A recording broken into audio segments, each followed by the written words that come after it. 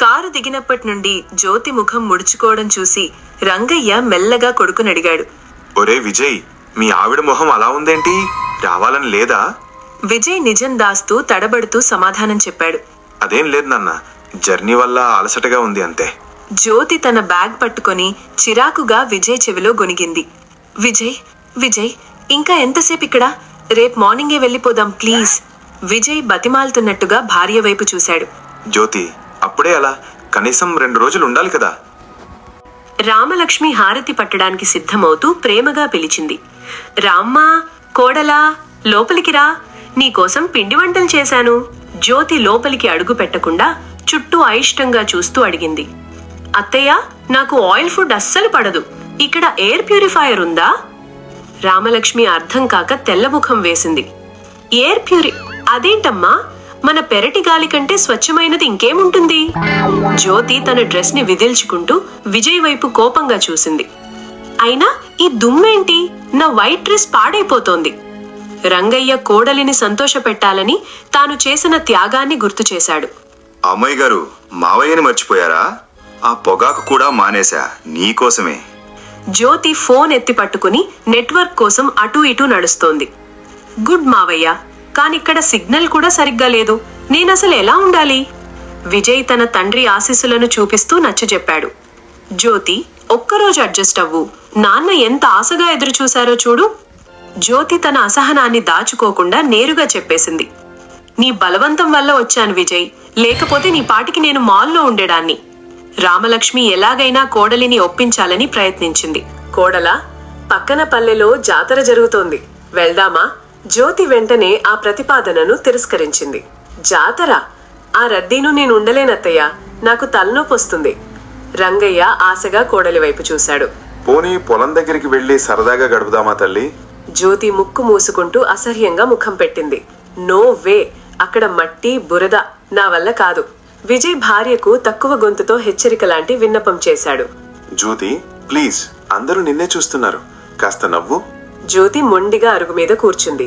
నువ్వు నన్ను ఫోర్స్ చేయొద్దు విజయ్, నాకేం నచ్చడం లేదిక్కడ. రామలక్ష్మి నిట్టూర్చి లోపలికి వెళ్లిపోయింది. సరే అమ్మా, నీకు నచ్చినట్టుగానే ఉండు. భోజనం చేసి విశ్రాంతి తీసుకో. జ్యోతి తన బ్యాగ్ సర్దుకోవడం మొదలుపెట్టింది. విజయ్, ఊబర్ బుక్ చేయి, నేనిప్పుడే వెళ్ళిపోవాలి. విజయ్ తల పట్టుకుని కూర్చున్నాడు.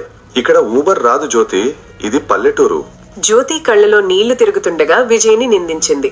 అదే నా ప్రాబ్లం, ఇక్కడ ఏ సౌకర్యాలు లేవు. నువ్వు నన్ను మోసం చేసి తెచ్చావు. రంగయ్య కంగారుగా గదిలోకి వచ్చాడు. అమ్మో, గొడవ జరుగుతోందా? విజయ్, ఏమైందిరా? జ్యోతి అబద్ధం చెబుతూ వెళ్లిపోవడానికి సాకులు వెతికింది. ఏం లేదు మావయ్య, నాకు అర్జెంటుగా సిటీలో వర్క్ ఉంది. రామలక్ష్మి మళ్ళీ నచ్చజెప్పే ప్రయత్నం చేసింది. పనుంటే ఫోన్లో చేయొచ్చు కదా తల్లి, అందరూ ఇక్కడే ఉన్నాం కదా. జ్యోతి విలాసవంతమైన తన అపార్ట్మెంట్ ని గుర్తు చేసుకుంది. అత్తయ్య, మీకు అర్థం కాదు, నాకు నా స్పేస్ కావాలి. ఇక్కడంతా ఇరుగ్గా ఉంది. విజయ్ చివరి ప్రయత్నంగా ఒక రాజీకి వచ్చాడు. సరే జ్యోతి, నీకు నచ్చకపోతే రేపు ఉదయమే వెళ్దాం. ఈ రాత్రి కొండు. ప్రతి నిమిషం నాకు నరకంలా ఉంది. ఎప్పుడెప్పుడా సిటీ రోడ్లు చూస్తానా అనుంది. రంగయ్య బాధగా అడిగాడు. మేమేమైనా తప్పు చేసావా అమ్మా? జ్యోతి సిటీ హడావిడిని కోరుకుంటున్నట్లు చెప్పింది. మీరు కాదు మావయ్య, ఈ వాతావరణమే నాకు నచ్చదు. అంతా నిశ్శబ్దంగా బోరుగా ఉంది. రామలక్ష్మి తన గంభీరమైన ప్రశ్నను వేసింది. మరి మేమిక్కడే పుట్టి పెరిగాం కదా, మాకు బోరు కొట్టదు కదా? జ్యోతి తన పందా మార్చుకోలేదు. అది మీ ఇష్టం అత్తయ్య, కానీ నా లైఫ్ స్టైల్ వేరు. విజయ్ మొదటిసారి జ్యోతిపై గొంతు పెంచాడు.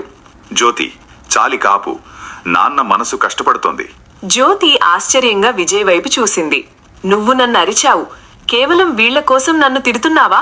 రామలక్ష్మి కొడుకుని వారించింది. ఒరే విజయ్, వద్దురా, తననేమీ అనకు. రంగయ్య మనసు చంపుకుని వెళ్లిపోమ్మని చెప్పాడు. సర్లే తల్లి, నీకిష్టం లేని చోట నువ్వు ఉండలేవు. విజయ్, తనని తీసుకెళ్ళు. జ్యోతి తన తప్పును విజయ్ మీదకు నెట్టింది. థ్యాంక్ యూ మావయ్య. విజయ్, చూడు మావయ్య ఎంత మంచివారో, నువ్వే మొండిగా తెచ్చావు. విజయ్ కళ్లల్లో ఆవేదన కనిపించింది. నేను తెచ్చింది మనందరం కలిసి ఉండాలని, నిన్ను బాధ పెట్టాలని కాదు. జ్యోతి తన పాయింట్ ని మళ్లీ రుద్దింది. కలిసి ఉండటం అంటే పల్లెటూరులోనేనా, సిటీకి రమ్మని వాళ్ళని? రామలక్ష్మి స్పష్టంగా చెప్పేసింది.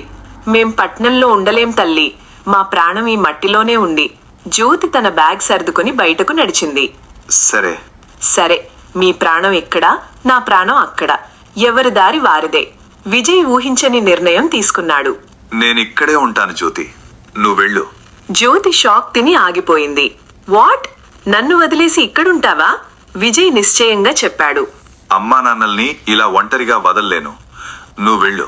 జ్యోతి మొదటిసారి ఆలోచనలో పడింది. విజయ్, ఒక్క నిమిషం.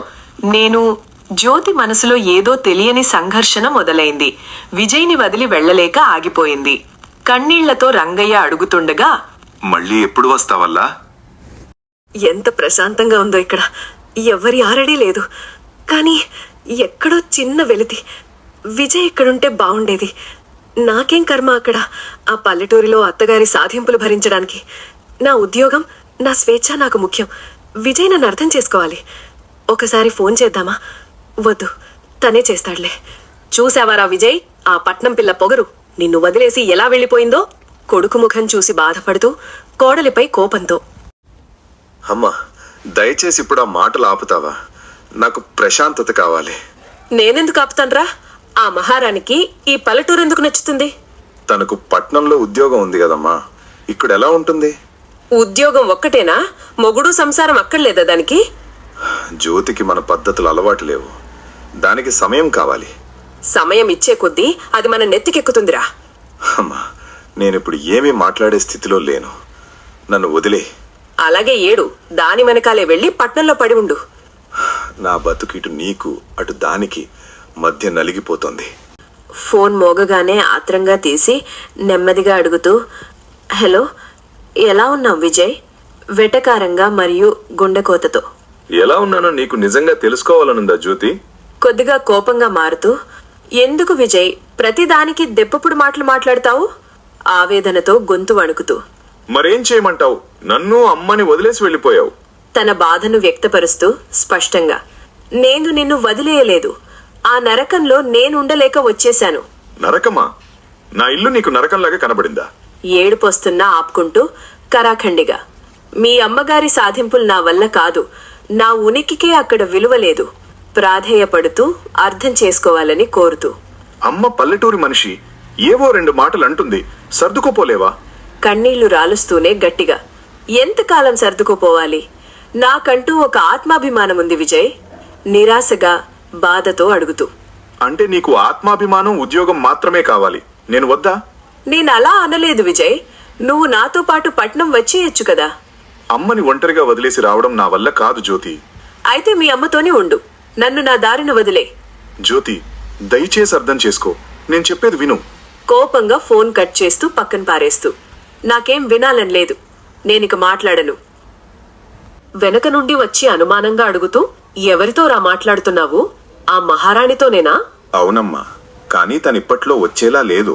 ఏమాత్రం ఆలోచించకుండా, రాకపోతే రాకమాన్నివ్వు. దానికంటే మంచి పిల్లని చూసి నీకు మళ్లీ పెళ్లి చేస్తాను. తల్లి మాటలకు ఆశ్చర్యపోతూ కోపంగా, అమ్మా, నీకేమైనా మతిపోయిందా? నాకు పెళ్ళయింది. కొడుకు భుజంపై చెయ్యి వేసి బతిమాలుతూ, అలాంటి భార్య ఉన్నా లేనట్టేరా. నా మాట విను. తల్లి చెయ్యి తీసేస్తూ స్పష్టంగా, నా భార్య జ్యోతే అమ్మా, నేను వేరే ఎవరిని చేసుకోను. కొడుకు పరిస్థితి చూసి కంటతడి పెట్టుకుంటూ, నీ బతుకిలా నాశనం చేసుకోకురా. ఆ పట్నం పిల్లలకు ప్రేమలుండవురా. జ్యోతి ప్రేమను గుడ్డిగా నమ్ముతూ. జ్యోతికి నాపై ప్రేమ ఉంది, కానీ ఇక్కడి పరిస్థితులే తనకు నచ్చలేదు. కొడుకు అమాయకత్వానికి జాలిపడుతూ వ్యంగ్యంగా, ప్రేమ ఉంటే మొగుణ్ణి వదిలేసి వెళ్తున్నారా వెర్రివాడా? తల వంచుకొని తనని తాను నిందించుకుంటూ. తప్పు నాది కూడా ఉందమ్మా, నేను తనని అర్థం చేసుకోలేకపోయాను. నేను విజయ్ని అంత మాట అని ఉండకూడదు. విజయ్ తన తల్లిని ఎలా వదిలేయగలడు? నేను స్వార్థంగా ఆలోచిస్తున్నానా? మనసులో అలజడితో అటూ ఇటూ తిరుగుతూ. కానీ ఆ ఇంట్లో నాకు గౌరవం లేదు. నేను తిరిగి వెళ్లే ప్రసక్తే లేదు. తన నిర్ణయాన్ని మళ్లీ దృఢపరుచుకుంటూ. నేనిప్పుడేం చెయ్యాలి?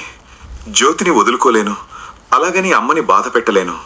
ఒకవేళ నేనే ఆ పిల్లను అనరాని మాటలు అన్నానా? నాదే తప్ప?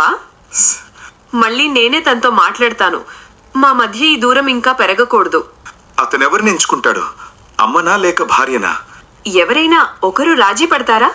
ఇది తెలుసుకోవాలంటే వచ్చే ఎపిసోడ్ కోసం వేచి ఉండండి.